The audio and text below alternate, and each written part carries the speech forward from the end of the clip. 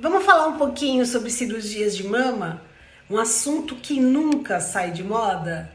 Vamos conhecer os detalhes de todas as técnicas cirúrgicas. Então, toda cirurgia de mama, a gente chama, quando é uma cirurgia plástica, né, uma cirurgia estética, a gente chama de mastoplastia.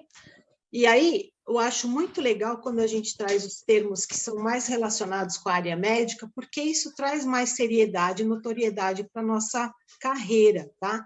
Então, quanto mais o termo vier próximo do que é o científico, do que é o médico, melhor para vocês. Então, mastoplastia é a cirurgia de mama, tá? Então, a gente fala de plástica, e, neste caso, é a redutora. A redutora, ela tem funções ali de redução de tamanho, de volume, tá? Então, o volume da mama, ela, né, no caso, ou por uma assimetria, ou porque realmente o peso é muito grande, eles vêm com o conceito ali de fazer essa redução, muitas vezes até por alteração ortopédica. O que é importante a gente saber? Que existe ali um reposicionamento da mama, existe ali uma diminuição de tecido mamário, de glândulas, né, de gordura, e inclusive do material adiposo, tá? Então, tem ali uma redução de tudo, né, quando é feita essa cirurgia. O que é importante lembrar, que a redução de volume, de tamanho de mama. Ela vem, então, com algumas incisões que são bem direcionadas para quantidade de retirada, né? Então, tem pequenas retiradas que são só periareolar, é muito raro da gente ver isso, mas existe, tá? Pessoas que têm um pouco ali de mama a mais, ou que ficou com uma pitose além do volume, é feita essa incisão, ou periareolar mais uma incisão vertical, que também é popularmente chamada de pirulito, essa incisão, ou tem invertido, tá? Existe também essa técnica aqui, que é a técnica do L, que é muito pouco utilizada também, que também é feita para pequenas retiradas, ou pequenas, para igualar, né, volumes de mama. Trouxe aqui na lateral anatomia e fisiologia, né, da mama e também de toda a rota linfática, de toda a rota circulatória, que é importante a gente saber. Mais do que saber da técnica do pós-operatório, é saber onde é que essa incisão criou lesões, onde ela criou também interrupções, congestionamento, tá? E a gente vai falar um pouco disso depois. E aí eu venho aqui com a mastopexia, que é uma cirurgia um pouco diferente no conceito, porque ela vem com correção de flacidez, de pitose mamária. E essa correção, né, de pitose, ela é chamada de mastopexia, tá? Ela não tem a ver com o volume, tanto é que muitas dessas técnicas cirúrgicas são associadas com o implante de silicone, tá? Então, o que o cirurgião faz? Depois de uma análise ali arquitetônica, né, do biotipo, ele vê a configuração aqui, ó. Se ele colocar essa mama no lugar desse tamanho, ela vai ficar harmoniosa? Então, ele reposiciona, né? Ele tira o excesso de pele, reposiciona, e às vezes o tamanho é adequado, só está fora do lugar. Então, ele faz sem o implante de silicone. Ou ele pode fazer também com uma enxertia, no caso, né, ou implantando, ou silicone, tá? Ou tem se usado muito, né, a lipoenxertia. Então, retira a gordura de algum lugar, né, que seja uma gordura saudável, então é reposicionado. A gente chama essa lipoenxertia também de lipofilling. Não sei se vocês também já viram esse termo, mas é lipofilling. O lipofilling equivale à lipoenxertia. Tem lipoenxertia, gente, em todas as áreas, né? A gente vai falar muito de lipoenxertia em lipo-HD. Então, é bom lembrar que pode ser feito sem implante e com implante. O que muda, na verdade, para a gente, né? A técnica cirúrgica, ela é diferente na indicação de volume, mas as incisões são muito semelhantes com as incisões de redução do volume, tá? Então, é importante ficar claro isso, porque apesar de diminuir só a quantidade de pele na mastopexia, ele também rompe, né, rotas linfáticas importantes quando tem essa incisão aqui, ó, abaixo do mamilo. Então, isso é importante na hora que a gente vai avaliar o paciente, porque eu preciso saber qual é a melhor manobra, o melhor posicionamento que vai dar um melhor resultado, tá? Então, mastopexia, que é a redução de pele, né, ou correção de flacidez, as incisões, né, as suturas vão de encontro com a redução de volume, mas são cirurgias com objetivos diferentes, com técnicas um pouco diferenciadas.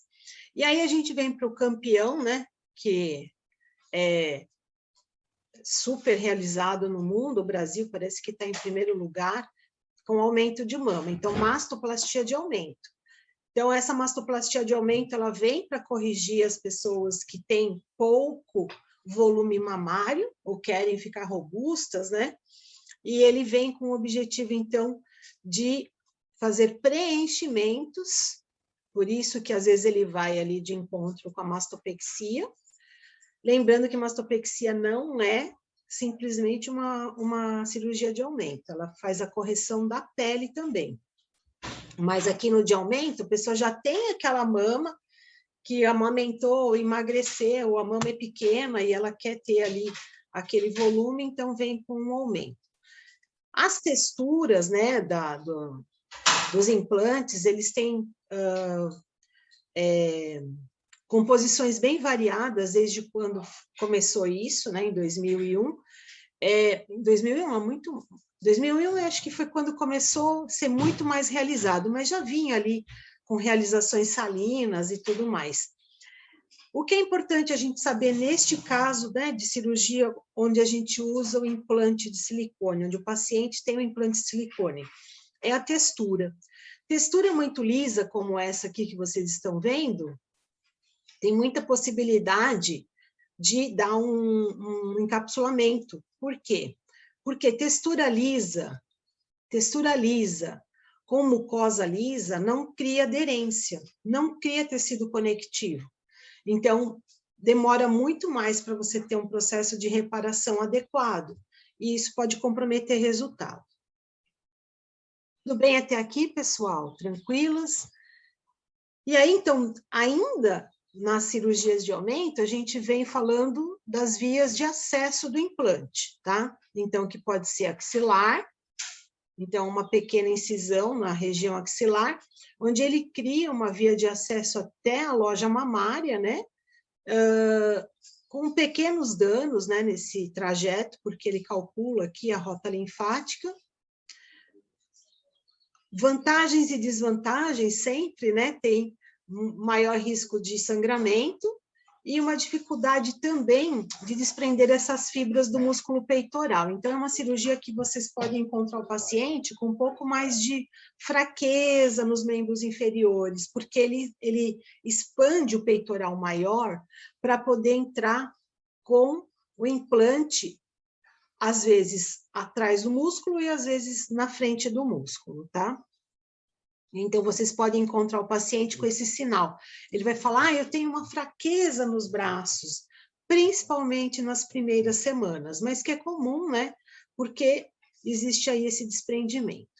Uma outra via de acesso também muito utilizada é a periareolar, tá? Onde a cicatriz muitas vezes se confunde aqui com a pele ou com o contorno mamário, e aí tem ali uma cicatriz camuflada, quando você não tem ali uma intercorrência, né, na cicatrização, fica perfeito, né? Então, praticamente imperceptível. Por outro lado, existe aí uma desvantagem da inflamação desses ductos, porque o implante fica muito próximo de toda a anatomia e a parte fisiológica, né, da mama, e pode também ter a questão da perda da sensibilidade areolar, né, o que aí compromete um pouco aí da questão da sensualidade, sexualidade da mulher, tá? Então, tem sempre que levar em consideração todos os pontos, né? O cirurgião, ele tem essa competência, né? De fazer o critério e também de colocar aquilo que é mais adequado para cada um. E uma outra via de acesso também muito utilizada é a inframamária, tá? Então, também, ela tem ali uma facilidade, uma cirurgia bem rápida, né? E ela tem um menor índice de assimetria, então ele é mais fácil de colocar, é uma cirurgia mais rápida, tem menos transtorno. Tem uma questão aí da desvantagem, que fica essa cicatriz, dependendo da técnica que o cirurgião usa, ela pode ficar perceptível, porque ele tem que fazer um cálculo de espaço entre essa dobra mamária, né, e a colocação do implante, né, onde ele faz a incisão. Porque ele tem que fazer um descolamento aqui, ó, nessa região para o implante ceder um pouquinho.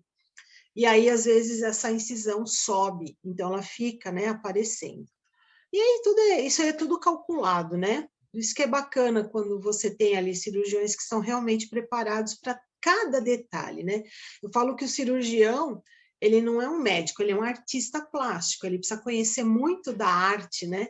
Muito aí da arquitetura corporal para poder fazer ali um resultado maravilhoso, tá? Então, a gente fala de 3 vias de acesso clássica, muita gente fala assim, mas também pode colocar pelo umbigo. Pode, mas não é normal, não é comum. Coloca-se pela região abdominal quando faz associação de cirurgias de abdominoplastia, tá? Caso contrário, não.